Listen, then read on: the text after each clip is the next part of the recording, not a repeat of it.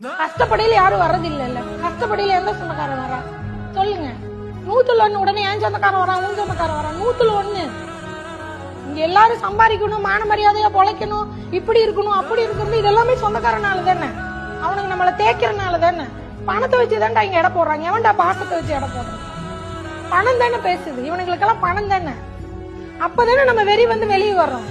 நான் சம்பாரிச்சு காட்டுறேன், இந்த பணம் தானே, இந்த பணத்தை வச்சுதானே நீ என்ன கேவலப்படுத்துற, அந்த பணத்தை நான் சம்பாரிச்சு காட்டுறேன், நானும் பணக்காரன் ஆகிறேன்னு தானே வெளியே வர்றோம். அந்த அடிமட்ட சுயமரியாதை கேவலப்படாத எவனுமே பணக்காரன் ஆனது இல்லை. புரியுதுங்களா? அந்த செல்ஃப் ரெஸ்பெக்ட் எங்க அடிபடுதோ அங்கதானே நான் சம்பாரிச்சு காட்டுறேன்னு வர்றோம். அதுக்காக தானே இவ்வளவு வெறியோட ஓடுறோம்.